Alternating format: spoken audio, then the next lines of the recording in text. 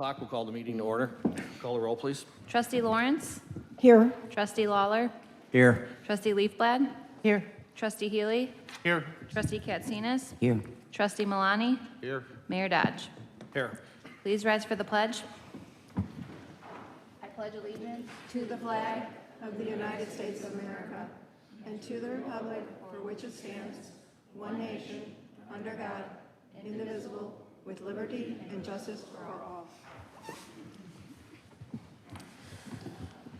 Approval of the September 15, 2025 Committee of the Whole minutes. Mr. Chairman, Trustee Katsinas. I move to approve the minutes of the regular meeting of the Committee of the Whole of September 15th, 2025. Second. There's a motion and a second. Any questions or comments on the minutes? Call the roll, please. Trustee Katsinas? Aye. Trustee Malani? Aye. Trustee Lawrence? Aye. Trustee Lawler? Aye. Trustee Leafblad? Aye. Trustee Healy? Aye. Mayor Dodge. Aye. Non-scheduled citizens and visitors for agenda-specific public comment. Is anybody who signed in? Oh, I didn't get anybody. Okay, there's no one who signed in. Next item.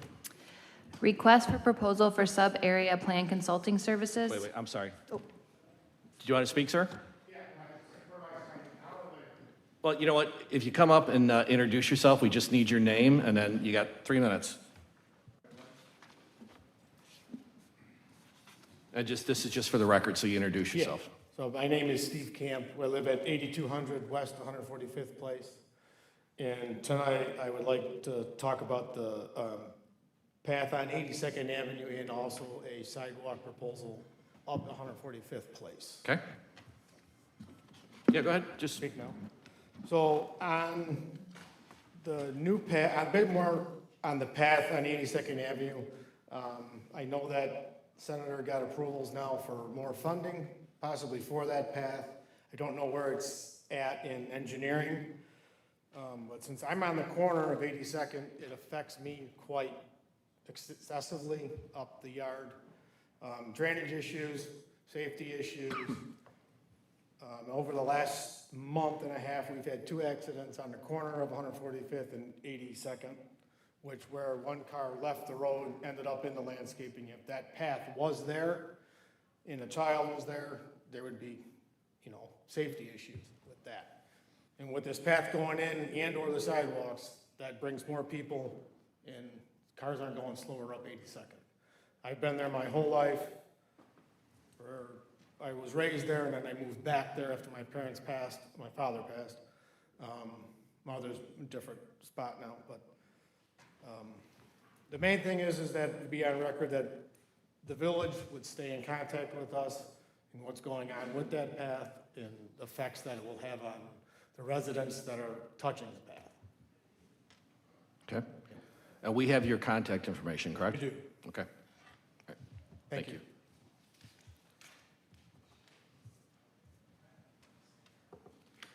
Next item. Request for proposal for sub-area plan consulting services.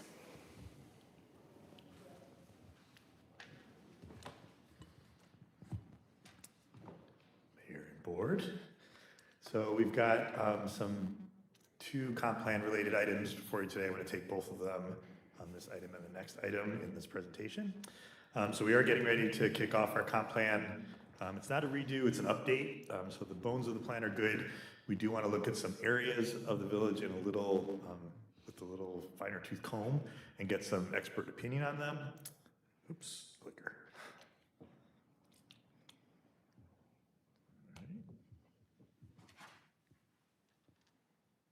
Advance B1, please. And press the bottom arrow.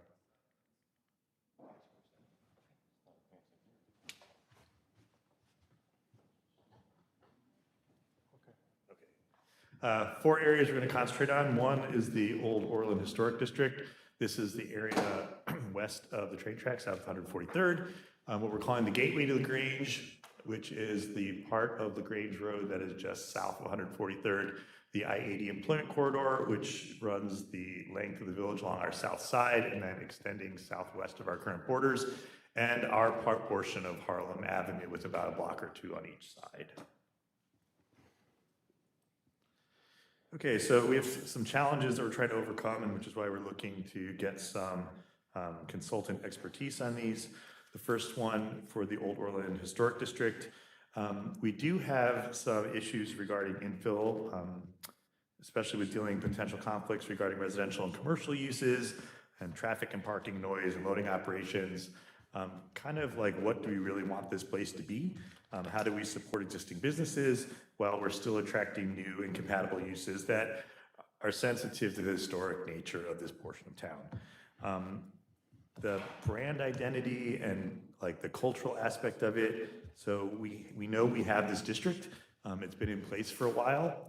It still needs some help. So we're trying to decide like the physical characteristics of what it wants to be. This is wayfinding and branding, and the storytelling portion of it that kind of gives it its identity. And lastly, we've got the parking and mobility issues, and these are basically dealing with transportation options that take advantage of the transit, deal with pedestrian and bike, and also manage cars.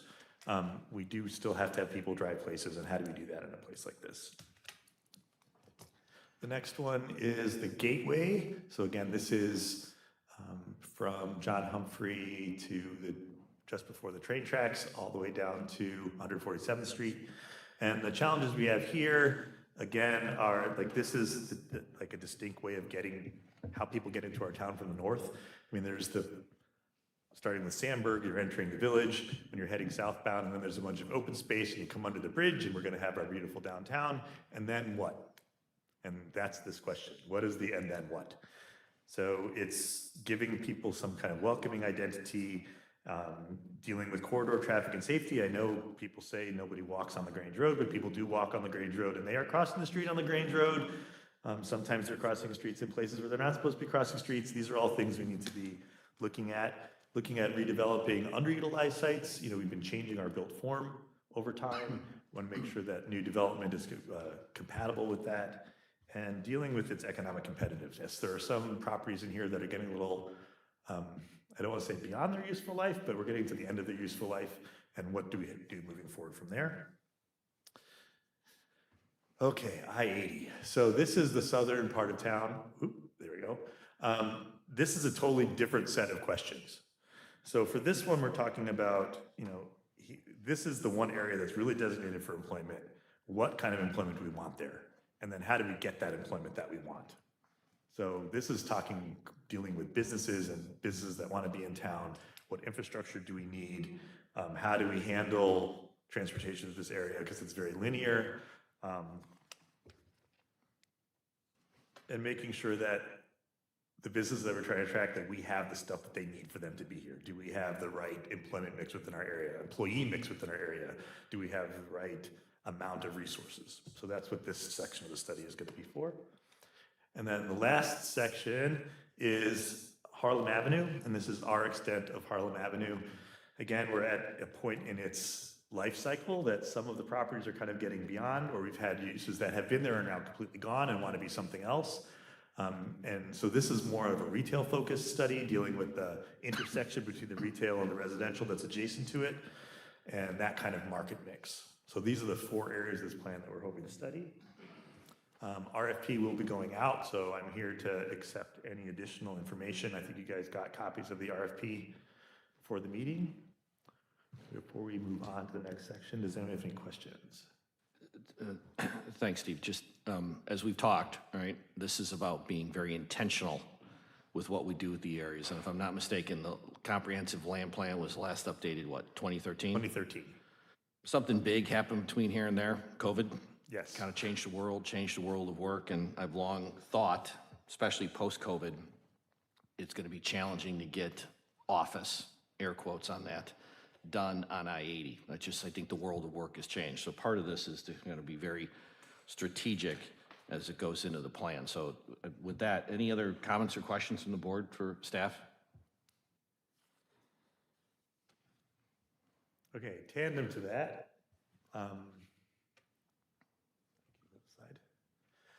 We are also proposing a moratorium on certain land uses, kind of like what we did with the rental.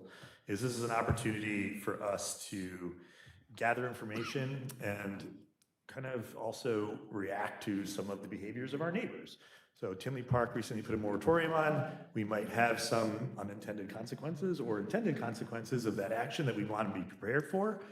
And then we've also had some history with some of these uses, and we just want to take a step back and look at them. This will not affect any business that is currently in town or anyone who currently has an application in. This is only for new applications moving forward, like the rental one, 9 months while we do the study. And again, our purpose is to study and gather information and then provide a recommendation. And that may be to do something, to change something, or to do nothing on each of these uses. And, okay. And these are the uses that we're going to be looking at. I know you guys have gotten my report on that, and I will kind of pause at this point for any questions. Mr. Chairman? That's on. Yeah, I mean, so just to make sure everybody understands, this is temporary, 9 months, right? We're going to Yes. go do our due diligence. I guess the one question I had, and so there's no hotel petitions, projects, or any proposed plans that this is going to affect, right? That was the one that George had sent some stuff out like right before the meeting, and there was like a laundry list of things that, were in flight that this won't affect. Yeah, so most of the activity that we're aware of, there's been some kind of petition for. So if someone put in a petition that we're in the process of reviewing or an application, those will move forward regardless. And if it's something that's an entitlement and you'll have the opportunity to vote on that, you'll have that opportunity to vote on that anyway. This is for anything moving, new applications coming in starting, if you say yes tonight, then starting tomorrow. Okay. And Trustee Malani, as far as hotels, what we've heard from other sources is that the market is now oversaturated with the development of hotels in our neighboring municipalities. So that's why temporary moratorium, really just kind of review what we need to do going forward. Okay, so there's no projects or anything that will be affected by putting Correct. this into play? Okay, thank you. Any other comments or questions on the Mr. board? Mayor, Trustee Healy? how long has Tinley's been in effect? It's been probably 2 months now.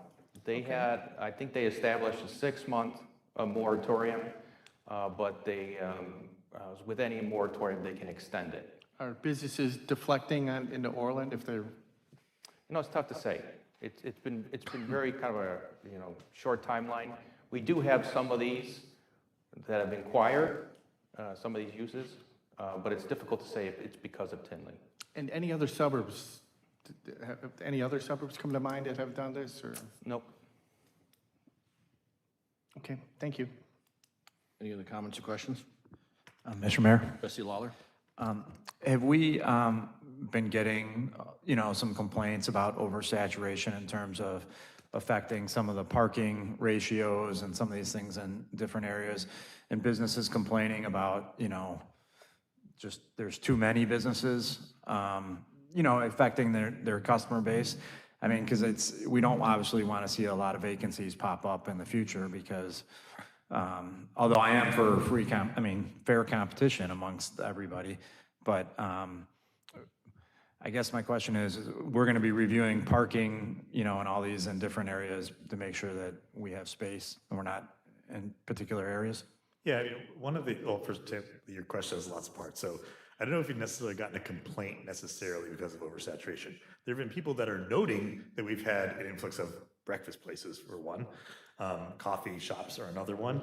And, this is, in the past, we've had influxes of mattress stores, and for a while we had a bunch of banks, and we go through these cycles, and then when they leave. Drugstores, yeah, we had all the Walgreens and CVS's popping up, and then when they leave, then we have something that we have to repurpose. So this is just an opportunity for us to look at things. Some uses might have changed over time. I mean, I think what used to be your morning coffee shop is not in general a morning coffee shop anymore. I mean, Starbucks is now serving wine in some locations in the evening.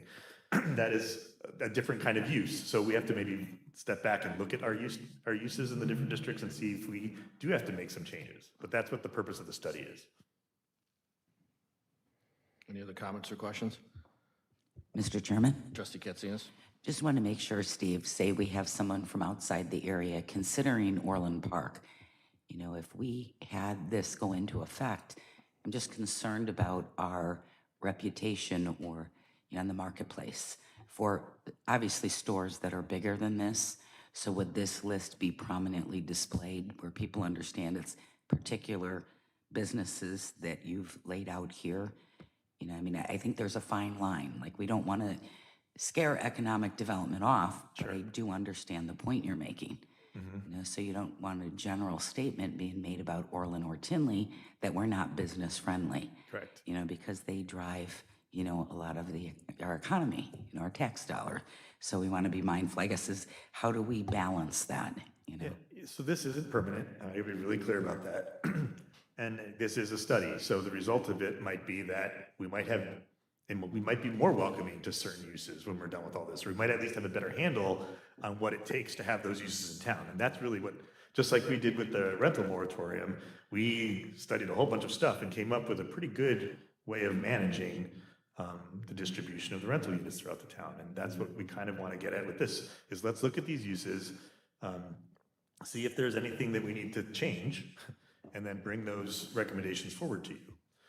You know, again, it is 9 months, and yes, there are always going to be some people affected, but the list is pretty limited in its scope.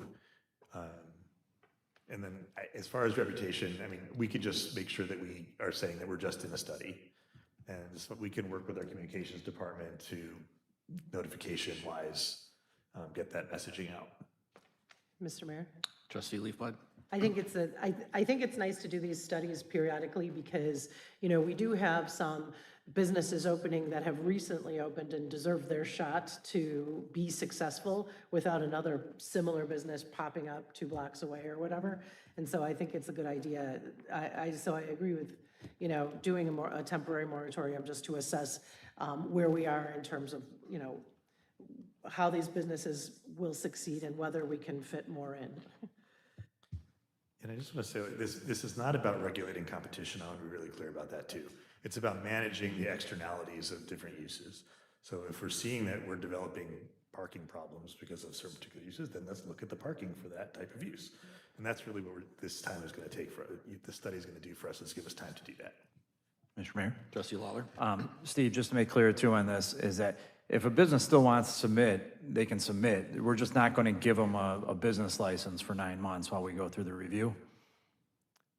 They could do that similar to something not getting past their entitlement, so it would be at their own risk. But I don't think we would stop doing the review. Yeah, it's the same thing we did with the rental ordinance.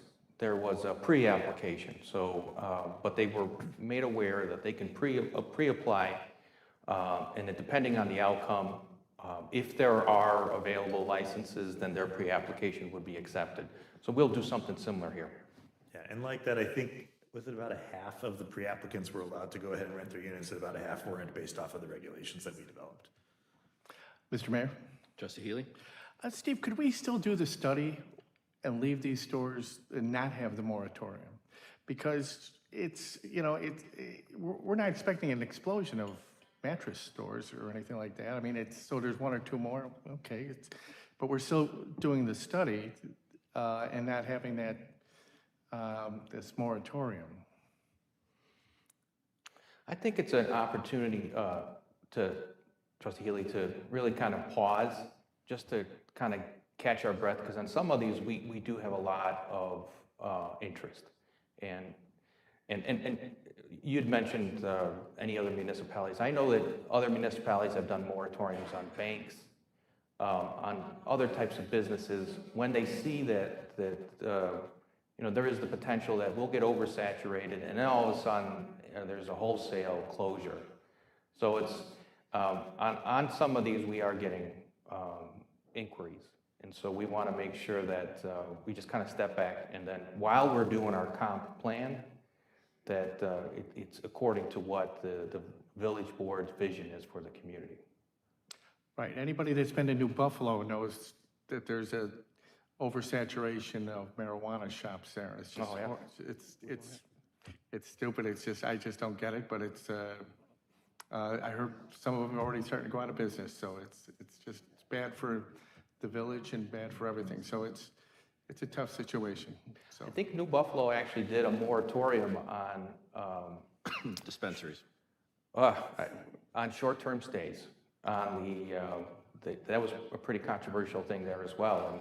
And at the same time, while we were doing our moratorium on the rental ordinance. So these do happen, and it's just and in 9 months, you know, some of them to go through the entitlement process and all that, you know, it's 6 months. So it's really not that long of a period of time. Any other comments or questions? Mr. Chairman. Trustee Malani?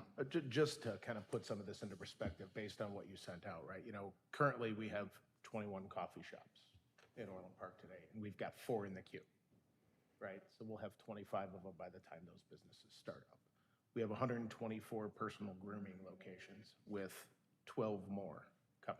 So it's like, some of these probably should be looked at and say, okay, is this even viable? Because you could also be setting up a business to fail too. They might be very successful, but if you are oversaturated, people don't realize that and they go and open a business, you know, it could be detrimental to them. So understanding the entire market, I think, is a good thing. Yeah, and we want a diversified economy as well, right? Any other comments or questions? So, George and Steve, when do we think we'll issue the RFP? I just want to reiterate that date for the public. November 1st is what they had listed. It could happen sooner. It will happen sooner. I mean, we have the scope of services, and again, this RFP is for the sub-area plans. While those are going on, there will also be work going on for the total comp plan update. So just, I guess to the extent that we could, you know, expedite that, the sub-area plan, because it's hugely important, right? These are 4 big areas that I think over the years, a number of boards have tackled, which is, okay, with I-80, a couple hundred acres, you're on the highway that connects New York to San Francisco. What are we doing to maximize our economic development? And, you know, for a long time, I think we aspired to office. I just personally believe that that's just not going to happen these days. We'd love to get a data center, but there's all kinds of challenges with getting some data center users to take a look at Illinois, et cetera, and we could apply that to everywhere. So I would love, George, to see staff try and accelerate when we get on the street with the RFQ, with all the other planning work we're doing for a comprehensive land use overview, right? And it goes back to what we've talked about. Orland Park's not finished. How do we do it with intentionality? And I think we need these inputs. And to the points you made, I think to some of the questions, if there is a business owner that was just about to file a month from now, I'd encourage all of them to continue to contact staff and work with us, because some of the applications may or may not fit in current zoning, excuse me, while we're thinking about the bigger things. I don't want to turn anybody away per se, but let's just get the planning right. So sooner is better than later. I know you're shocked at that, Steve. We will do our best. I mean, 2 of these are similar, and the other 2 are very, very different. It's almost like a triangle.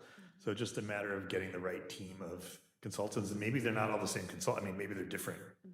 Maybe we break this apart when it all comes out. We just don't know until we get the responses back, and then how much it's going to cost, because the scope has kind of gotten much broader, and because it's so many different kinds of things, we just have to see what the response. Do you think you might have multiple firms? My suspicion is that they're going to be applying in teams. Gotcha. Okay. Just because, or they're a very diversified firm that has a lot of different parts. Because, I mean, the market analysis that has to be on some of them is very, very different for industrial, for instance, as it is for. Yeah, Steve, can you go back up? I think we had Old Orland and we called it Orland Gateway. Yep. And so those 2, they're all equally important, but in my mind, getting it right in Old Orland, which I actually extend to the west of West Avenue as well as the Gateway, is hugely important for us helping all the economic development at 143rd and LaGrange succeed as it progresses and develops. So all of these areas are important. And, you know, with Harlem, I've had a chat with a number of the users over there. There's some challenges. I mean, I think they use the phrase, we're sort of like the forgotten part of Orland. Well, let's fix that. So looking forward to seeing what this comes back with and how it goes. And we should get action items on all of these also, so at least know what we have to do and identify what the big problems are. Like, I know for Old Orland, one of the issues is going to be parking. So we have to decide how much do we want in there, and then how do you get that amount? And that might mean a very different looking Old Orland. But now there's a lot of people that also live over there, so we have to balance that too. So those are the kinds of questions we're going to try to get at, so that we have a punch list of things we need to address. Okay. Mr. Mayor? Trustee real quick. Lawler. Steve, for the old Orland area, I know we have like this old historical code that we've been bound by in that area. So everybody knows I live in that area, so I'm very familiar with it. Moving forward, you'll see a lot of these houses that have been there for a long time that are deemed historical, but a lot of them have fallen in such disrepair. The question is whether or not they're worth saving. In the RFP, will we have people looking at those, or is this something that we're gonna do in-house? You know, look at some of the properties and figure out which ones we really wanna keep and which ones are probably beyond saving. I don't think that's part of this scope. That doesn't mean that that isn't a valid question, but I think we need to find out the what before we kind of figure out how we get there. I think those are follow-up strategies that are good after you guys decide what the goals are and whether or not, you know, what does it mean to be, what are we trying to preserve? That's a broader question. That's not the scope of this, but we now have some commissions that might be able to deal with that, so. No, and I'm sorry, if Trustee Law, I don't know if you had any other comments, but that's the intent of some of these commissions, and as we go forward, we're actively researching other ways to get citizen input and make sure that we're doing things differently on a two-way communication basis, so that's coming. Well, if I could just, and that's a very good point, is the citizen input. Each one of these sub-area plans, as well as the overall comp plan, there's going to be a lot of citizen input opportunities. Okay, so that was our, Steve, anything else? Nope. Any other questions from the board on the discussion item? Okay. Thank you. Thanks, Steve. Next item, please. The resolution land use moratorium. Trustee Leafblad.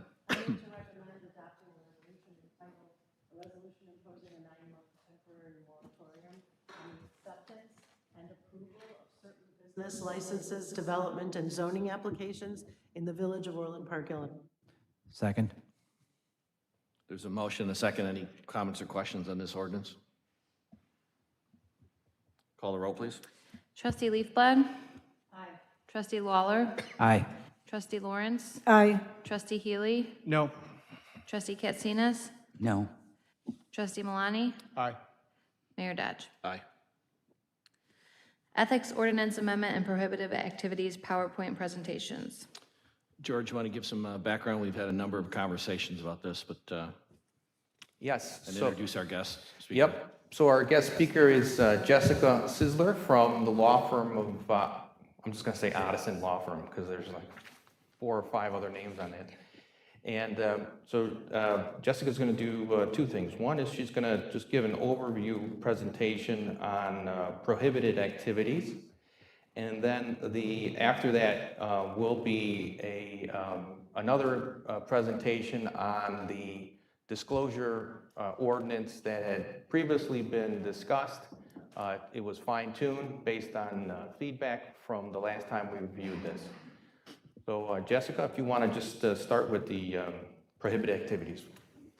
So, Jessica, before you start, and for everybody in the audience, the goal here is to put the information out there about the current state of Illinois law regulating, for lack of a better word, ethical behavior, using that term kind of comprehensively for elected officials. So just putting it out there. Go ahead, Jessica.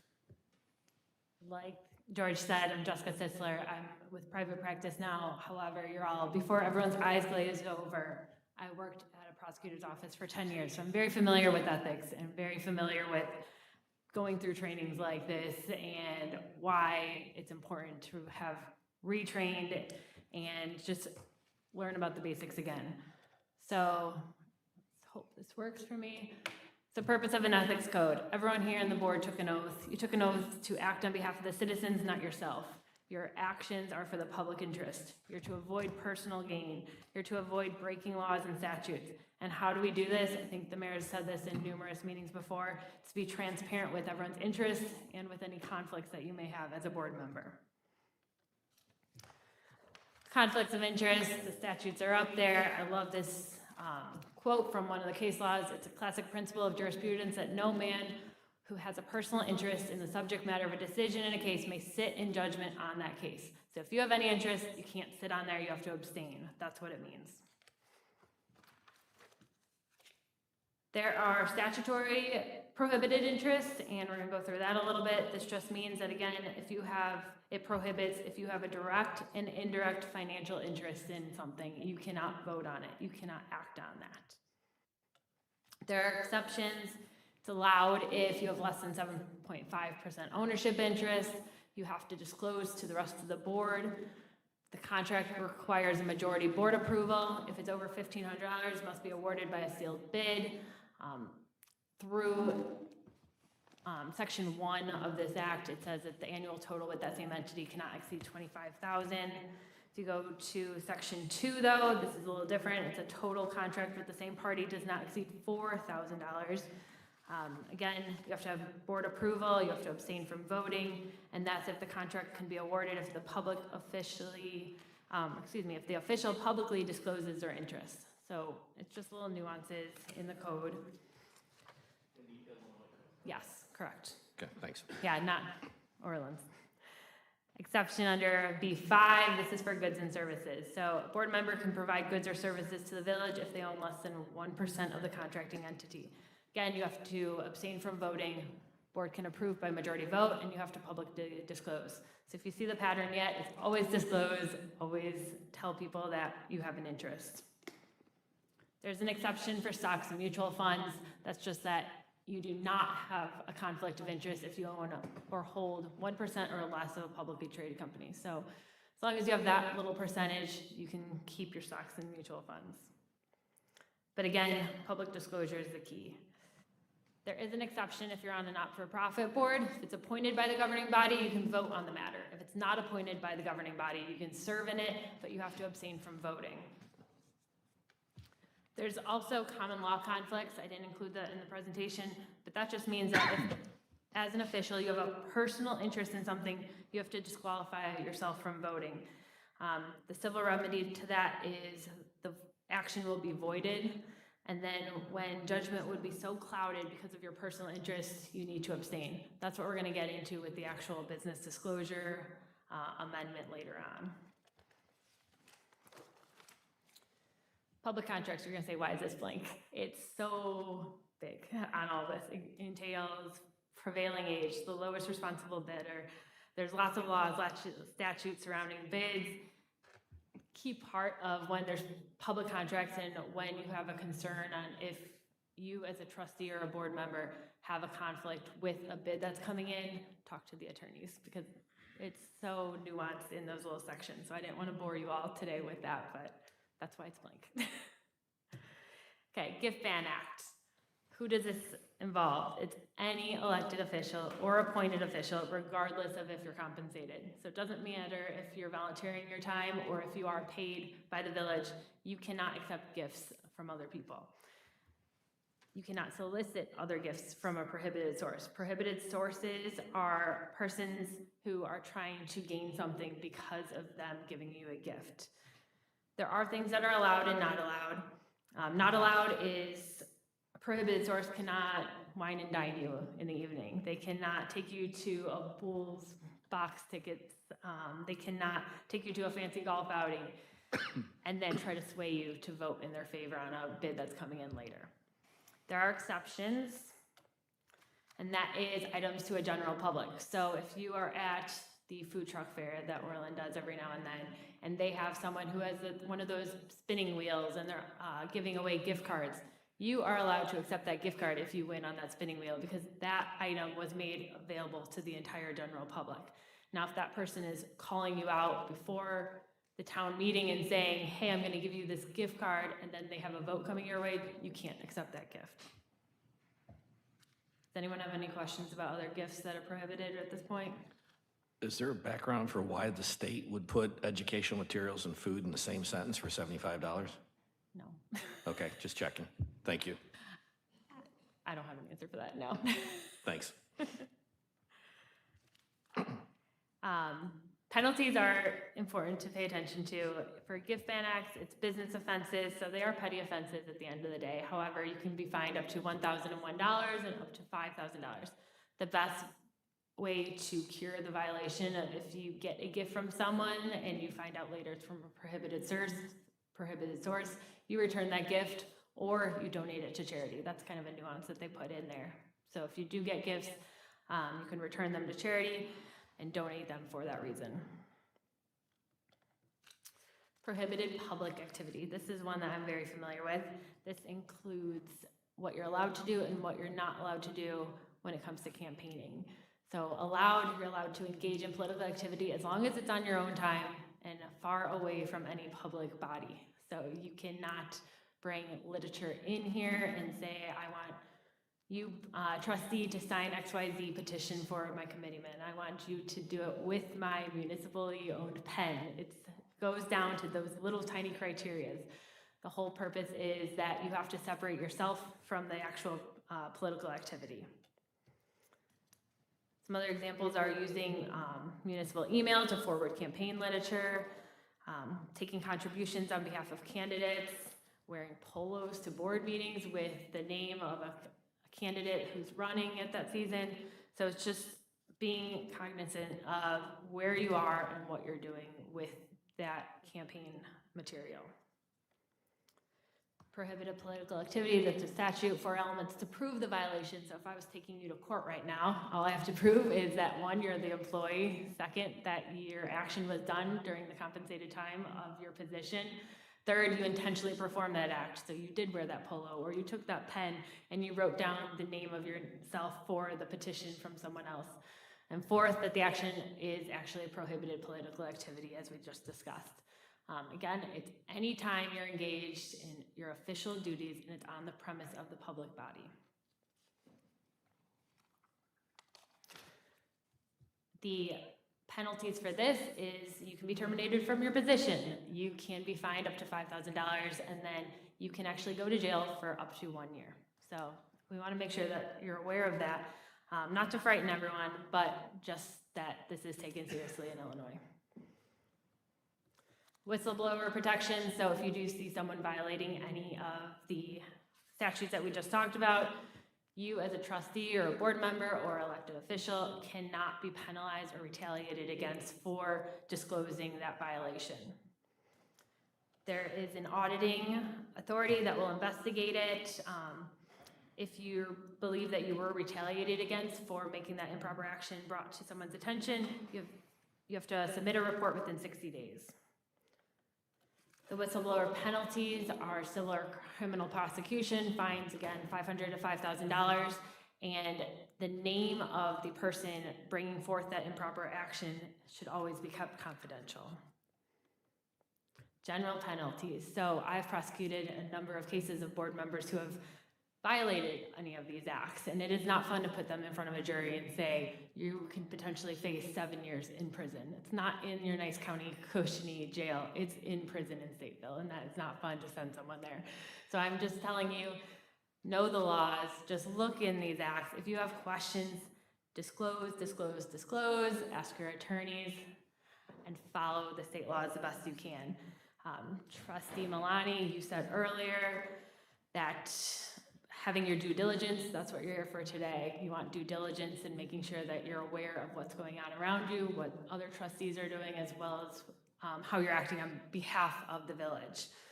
Mayor Dodge, you said be intentional in your actions. That's exactly what you all need to do, is be intentional with how you're presenting yourselves and the village in itself.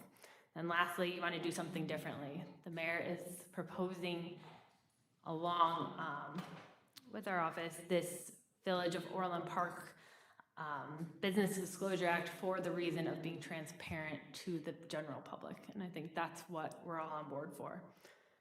So when in doubt, ask someone, bring it to someone's attention before it's too late. Does anyone have any questions? Mr. Mayor? So if you have a village ordinance that is slightly different than the state statute governs, is that right? Correct. Anyone else? Mr. Chairman, Trustee Katsinas.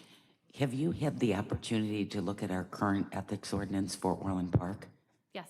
Okay, because our current one seems to be more restrictive than the one you're talking about in terms of the 7.5% ownership or up to there were two actions that we don't have a threshold in our current ethics ordinance, or up to 7,500. I thought our current one was 0, and you can't have any ownership interest. So ours in Orland appears to be stricter than the state code. Do you want to speak to that or you want me to? I'm sorry? Do you want to speak to that? Well, yeah, the intention was to make it conform, I think, to the state required statement of economic interest. But we're over and above the state. We're over and above. I mean, is there any reason of why changing it? You know, I mean, we're moving the thresholds from 0 to 7.5 and $7,500 less, because ours was Yeah, that 0. was partly in response to some of the comments Trustee Healy made, and it complies now with the statement of economic interest. So I guess if we're talking about the disclosure ordinance, the one that's the next that we're going to be talking about? Sorry, George, our ethics ordinance, I thought it was the threshold was 0, no interest, and then, you know, we're not receiving payment in any fashion. So now our we're saying it could our be. current ethics ordinance. So we're doing it to cover something that's happened. So, and I think everybody would agree, Jessica was just giving a broad overview of the ethics, state ethics, but our ethics codes, whatever we have in our own code and the penalties that follow are obviously also something that has to be followed. Now, the state ones, the penalties include potential, you know, incarceration. Whatever is in our village code are, they don't include incarceration. We can't incarcerate. But would you say, you know, in terms of the law, the current one on the books, it's more restrictive, would that not follow? Would we not follow that one as opposed to the state?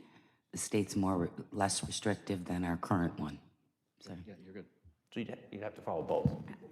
So maybe to clarify your answer, she asked or you were asked if the state law conflicts with the city code, what would apply? And I think the answer is whatever's more strict. Yeah.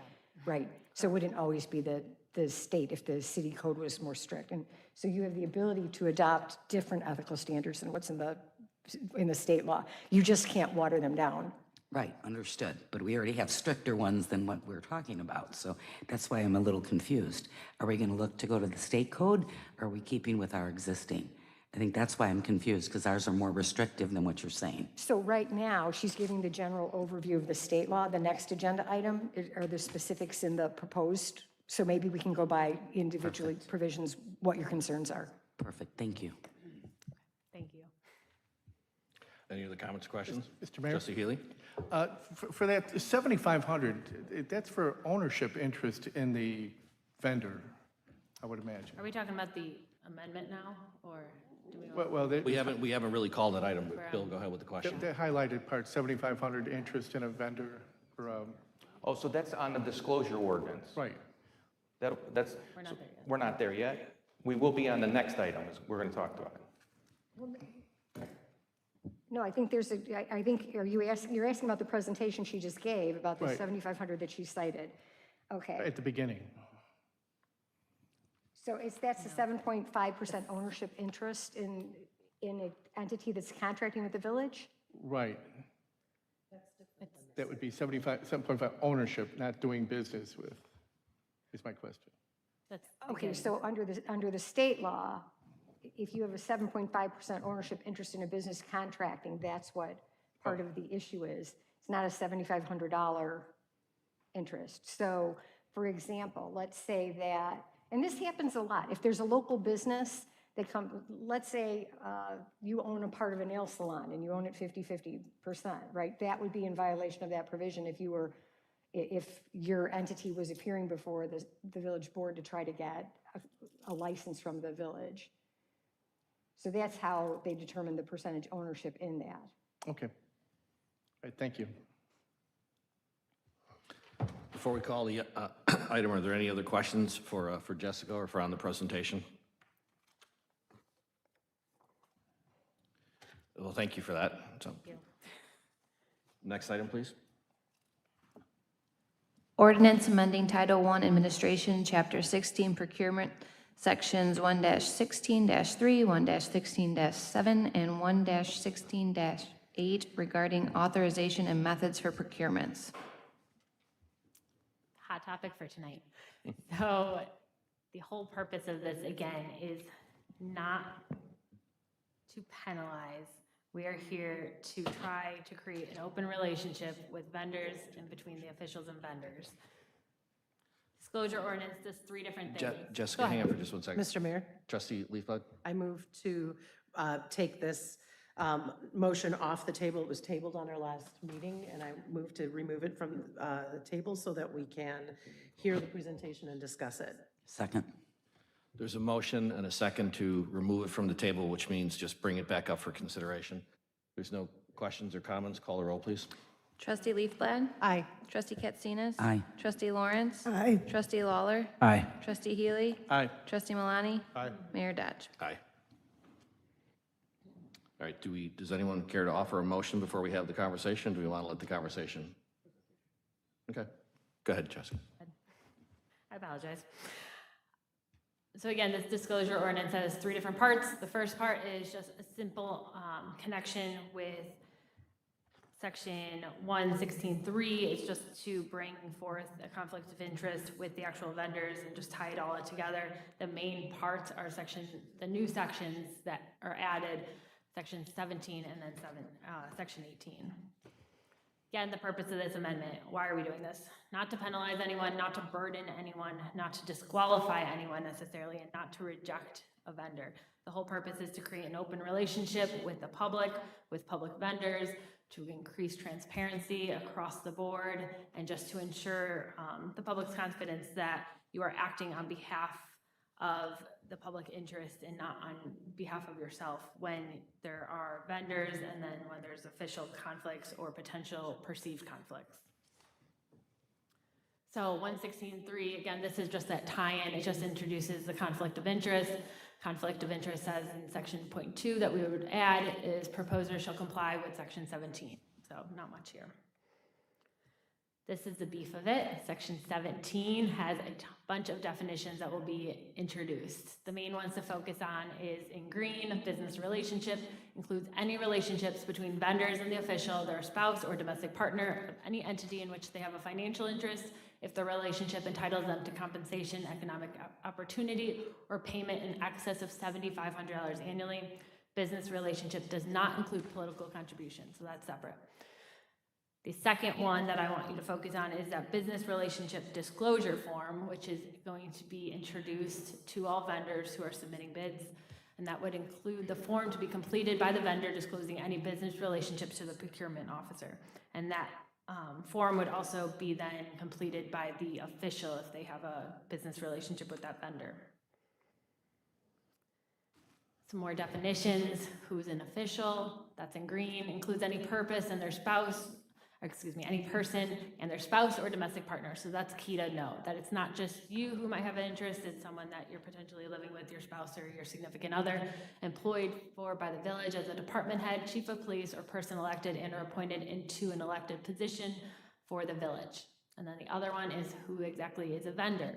Vendor includes any person or entity seeking to enter or currently in a contractual, financial, or service-based relationship with the village, including architects, engineers, and land surveying services set forth in section 8. So there's the tie-in there to your current code. And then what does this mean for vendors? So vendors must fully disclose any actual or potential conflicts of interest. The whole purpose is that when there's a compensation greater than $7,500. So you're not looking for those tiny little nuanced relationships of, I did someone's will as their attorney 10 years back, I charged him $200. It has to be over $7,500. Disclosures, again, would be submitted through the business relationship disclosure form, and it's updated by the vendor if circumstances change. So if they have their bid and then they realize a month after the bid's accepted or voted on that they now have a conflict or potential perceived conflict with one of the trustees, then they need to update their disclosure form and file an amended one.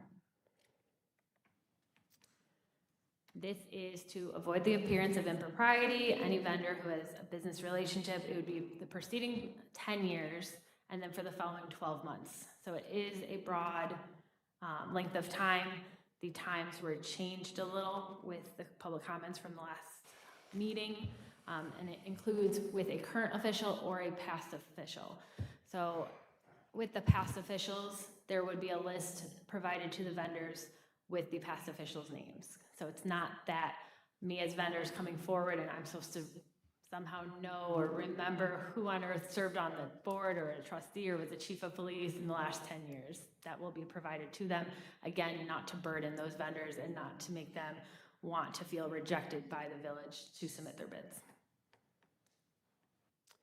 The 4 parts that are in the amendment would include that they would have to disclose the name of the official or officials, including the spouse or significant other if that's the conflict. Second, the nature of the business does not mean I did X, Y, Z for that person. It's just a very broad, very generalized what was the nature. So I was the attorney for them, or I did the accounting for their work. It doesn't have to do with I did the accounting for their 4 businesses here, and then I did for their 6th brother and their 2nd brother's cousin. Just very general, what did you do? Third is the dates of engagement or expected engagement. Again, we're not looking to penalize or burden the vendors and the officials in the same time, just looking for a month and a year so we can kind of pin track that and take note of when that relationship occurred. And fourth is if the vendor has been acquired or purchased within the preceding 5 years. So if the vendor had someone else that they just took it over from, you want to know the date that the acquisition happened and then maybe the name change, because that could pose a potential conflict for one of the trustees or the board or the elected officials. Section 18 is the reverse. So this is the official's disclosure. So it's almost the same language. It's very mirrored off of the vendor's disclosure. Again, it's that compensation for $7,500. The disclosure would be submitted through that disclosure form. Same thing, the preceding 10 years and then the following 12 months with that vendor, and then $7,500 annually. As an official or trustee member for a purpose, it would be the name of the vendor, related party, nature of the business, again, generalized. So I did the accounting for them. Third, the date of engagement or expected engagement, so month and year. And then the review and posting. So this is kind of the nitty-gritty of it all and trying to make sure that everything is transparent with the village and with the public. So the procurement officer would be the one to get that disclosure form. They would then review it, see if there is a perceived or actual conflict of interest based on that disclosure form.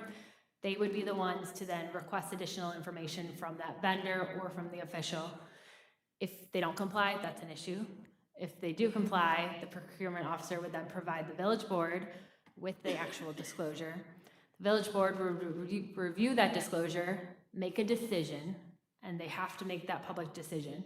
And then the disclosure itself would be made publicly available. So that, again, that's for that transparency aspect.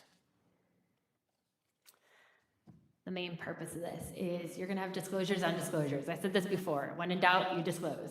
So for vendors, it's not to preclude anyone from being awarded a contract. It's not to try to reject them. It's not to try to penalize them. It's just to remain open on, did you have a relationship with someone and when did it happen? Same with officials. We're not trying to know all of your business behind the scenes. The whole purpose of this is to just create transparency to the public that I might have done some work for someone that's now submitting a bid, and we're gonna keep that open. If there was an actual conflict of interest, that would be rejected before this happens. Penalties, again, for vendors, this would be warnings or reprimands, disqualification from the bidding process, suspensions on current contracts, prohibition from contracting with the village for up to 5 years, and then fines per the violation. Same thing goes for the officials, but it would go to warnings or reprimands, possible termination of employment, and then some fines as well. There would be an appeals process if someone believed that they were treated unfairly through the procurement timeline and the process. Vendors or officials could appeal within 5 days of the actual decision from the board, must be in writing, submitted to the village clerk, and then the village board would consider and issue a final decision. And then the end result is, again, this is not to burden anyone, this is not to penalize anyone. The whole purpose of this is to promote integrity through the village, There is a gap in the current code that does not have anything about disclosures amongst vendors and officials. So this would cure that gap and just make it well-known to the public as a whole that the village is trying to be as open and as transparent as possible. Anyone have any questions?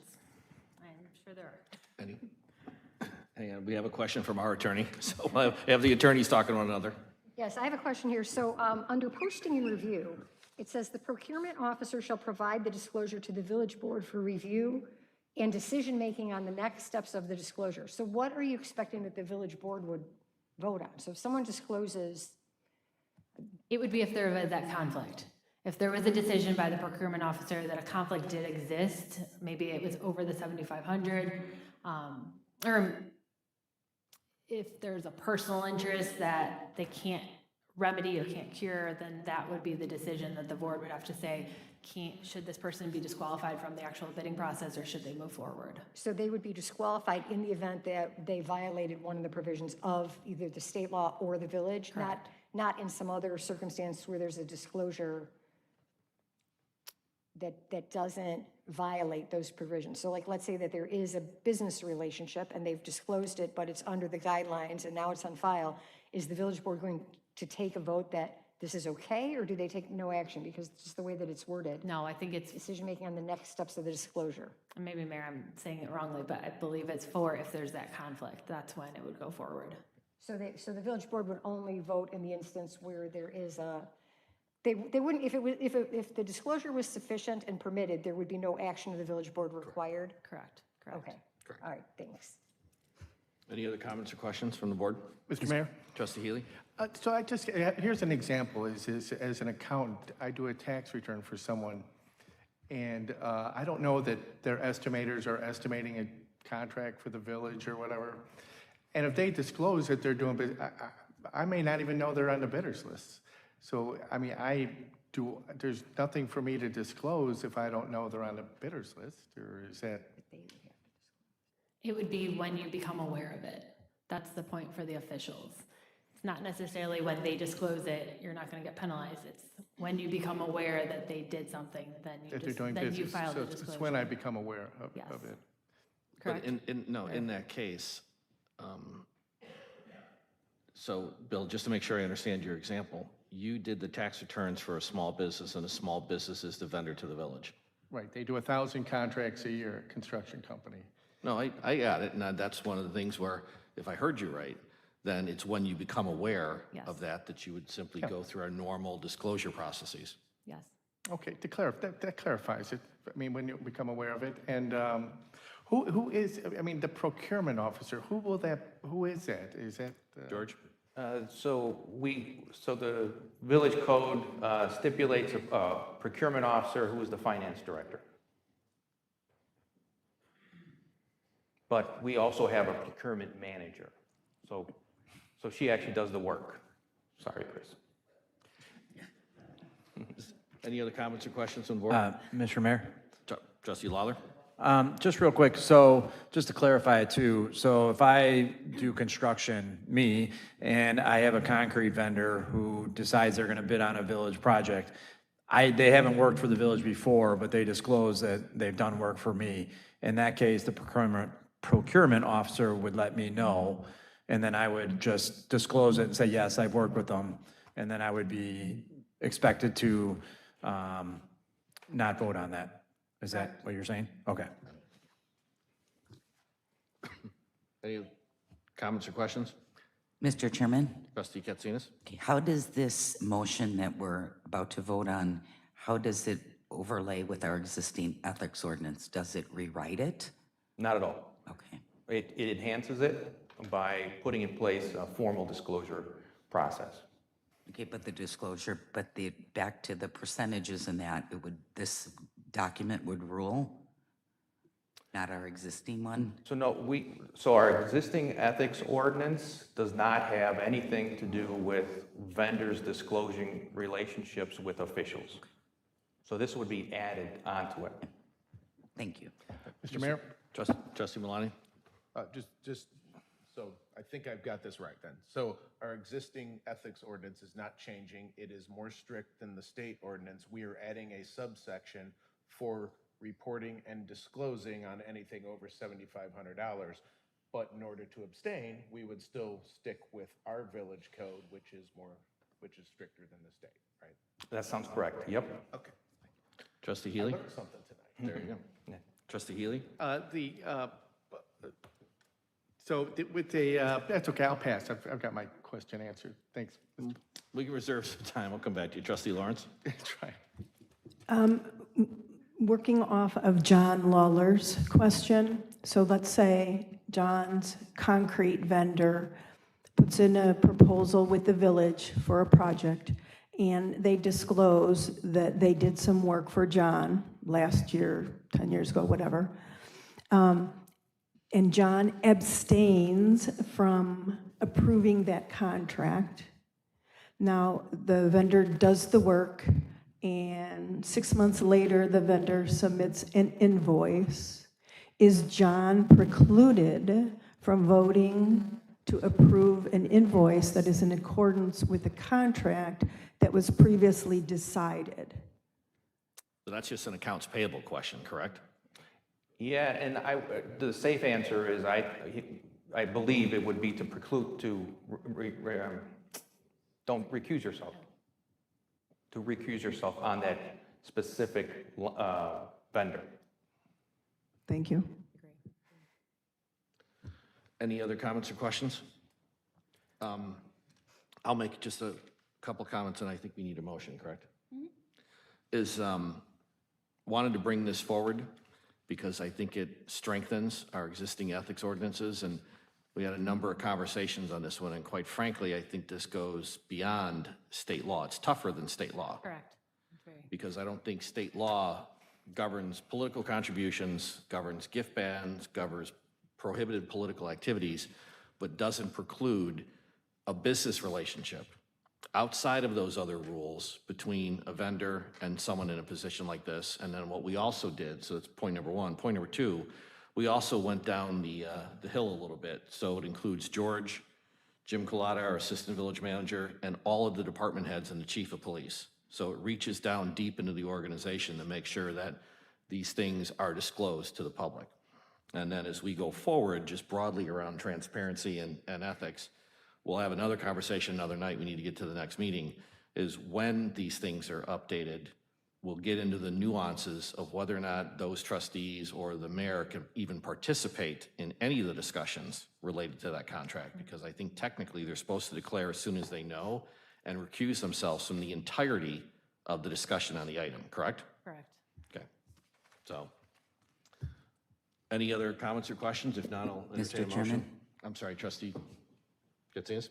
Yes, have you worked with companies that had ethic ordinances in place for new hires to the village? Somewhat, yes. Okay. I think that's something, I for one would like to look into for Orland. For new hires, okay. Yeah, thank you.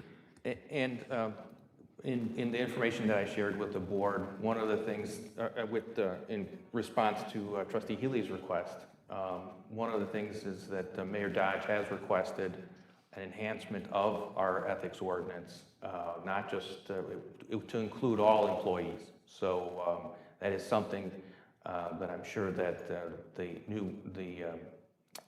new ethics committee will be tasked with. Okay. Is there a motion in a second? Or is there a motion, excuse me? Mr. Mayor, Trustee Leafblad. I move to recommend adopting an ordinance entitled Ordinance Amending Title I, Administration, Chapter 16, Procurement, Sections 1-16-3, 1-16-7, and 1-16-8 regarding authorization and methods for procurements. Second. There's a motion, a second. Any comments or questions about the motion? Can I just clarify, it's sections 17 and 18? Is it incorrect in my motion? I think you said 7 and 8. Am I? Oh, yeah, yes. You know what? So it is 1-16-3, 11617. Correct. And 11618. Correct. So just the the text in the legislation on our legislative text is incorrect, so I'm going to proceed as amended, or, as presented. It should be 1-16-3, 1-16-17, and 1-16-18. Correct. Second. All right, do we need to call two rolls, or is it simply just the motion as amended? Just the motion as amended? Where's the second amended? Yeah. All right. The change was seconded, so call the roll, please. Trustee Leafblad? Aye. Trustee Lawler? Aye. Trustee Lawrence? Aye. Trustee Healy? Aye. Trustee Katsinas? Aye. Trustee Malani? Aye. Mayor Dodge. Aye. Non-scheduled citizens and visitors for public comment on items relevant to village business. I don't think anybody signed in, correct? They've marked both. Bill, you already spoke, correct? This, Oh, Bill, yeah, Bill, you want, just come up and please give your name, and then we'll start the timer. I'll make it quick. No, we're good. Go Well, ahead. good evening, Mayor and members of the board and the village staff. My name is Bill Goodwin. I am a resident of 82nd, 8250 145th Place. I am here tonight to speak on behalf of myself and residents at 145th Place regarding the sidewalk construction project currently scheduled to begin today, Monday, October 6th. We are here to request an immediate halt to this project until proper dialogue can be held and until our legal concerns are fully addressed. First, I want to address the fundamental issue of this project. It was the clear mutual and documented intent of our 1998 annexation agreement that sidewalks would not be required on this roadway. The intent was factored into the original property purchases, the neighborhood's design, and the expectations of the residents for over 2 decades. We request, and frankly, we demand that the board respects the original terms and enduring validity of that annexation agreement. My second point concerns the deeply disturbing lack of notification, which directly violates the very principles this administration was elected on, and you guys did a great job. And congratulations on your election, by the way. The residents of 145th Place were given notice on Friday, October 3rd, this last Friday, that the sawing of our driveways and the excavation for major public works projects would commence on Monday, this morning.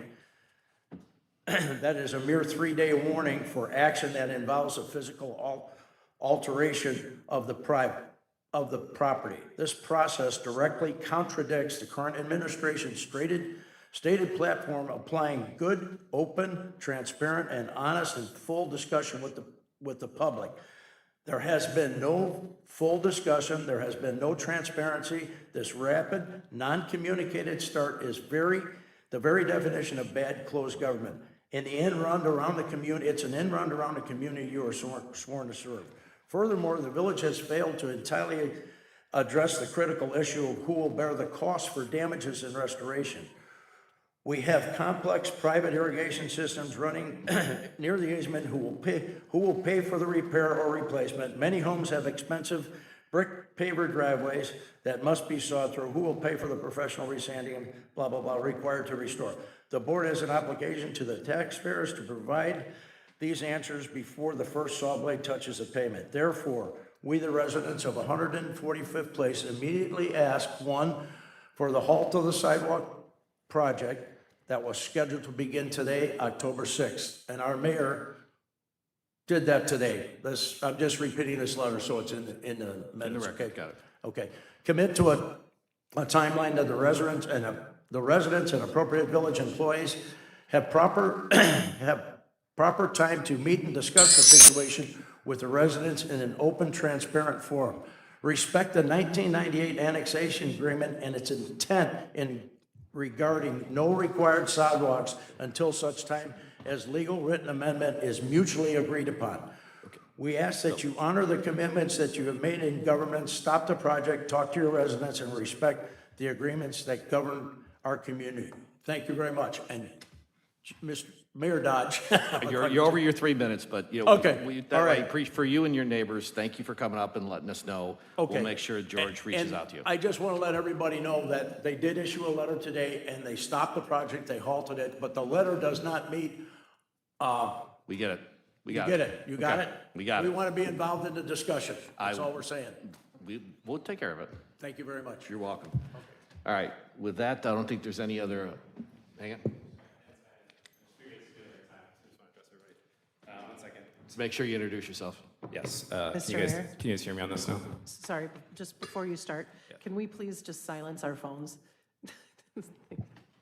Okay, go ahead. Thank you. Good evening, and thank you for the opportunity to speak. My name is Michael Sipple. I'm a resident of the Fawn Creek subdivision. My wife and I both grew up in the southwest suburbs, and we've been living in Orland Park residents, or we've been Orland Park residents for the past 5 years, raising our 3 young children, which is, parents, many of you know that it can be challenging to attend these meetings in person. So tonight, I just wanted to share some concerns regarding the recent outreach coordinator hire. Residents deserve to know that there was an open and competitive process, how those candidates were evaluated, and what qualifications were prioritized when making that decision. The final approved salary for this position was higher than the amount that was originally budgeted. It's important to understand why the final salary exceeded that budgeted amount, especially since the figure was public and it leaves little room for negotiation from the candidates. Additionally, after reviewing both the village's PR firm contract and that job posting, there does appear to be significant overlap, which I know was discussed in prior meetings, just including public and media relations, community engagement, crisis communication, supportive village programs and events. This raises questions about whether taxpayer resources are being used as efficiently as possible. Was there not an opportunity to expand the PR firm's existing scope, or at least modestly increase its retainer rather than adding a full-time position with salary and the associated burden and benefits? Obviously, this hire also served on the mayor's election campaign team.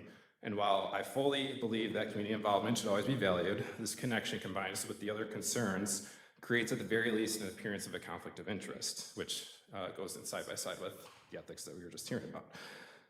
Given these concerns, I would respectfully ask the board just to provide clarification if they can at some point, how the new hire's experience aligns with the job responsibility. How were other candidates, if any, evaluated, and was this truly the best available candidate? 2, why was the position final salary higher than the budgeted amount? How will duplication between this position and the village's contracted work be, how will the duplication be avoided? And what safeguards are in place or can be implemented, which I know we were just discussing this, to ensure hiring decisions are free from political influence and conflicts of interest?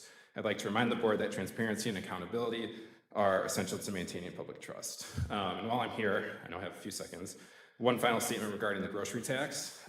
In previous meeting, there were several board members that referred to it as a quote-unquote continuation. And while that wording may sound less burdensome and help minimize public concern, the reality is that this does represent a new tax. The original tax, if I understand correctly, was authorized and imposed by the state. So that tax was then repealed, which now exists as a new tax that was in fact created, voted on, and imposed by this village board. If the repeal was anticipated, the board, whether the last administration or this administration, should have or should currently be proactively identifying ways to offset that loss of revenue, particularly since the 2026 operating budget has yet to be finalized. Thank you for your time. Thank you for your comments. We've finished the agenda. We'll have a motion to adjourn, and for the members of the audience, we'll start the next meeting in about 5 minutes. We have a motion to adjourn. Mr. Chairman, Trustee Katsinas? I motion to adjourn this meeting. Second. There's a motion, a second. Call the roll, please. Trustee Katsinas? Aye. Trustee Malani? Aye. Trustee Lawrence? Aye. Trustee Lawler? Aye. Trustee Leafblad? Aye. Trustee Healy? Aye. Mayor Dodge? Aye. We'll be back in about 5 minutes.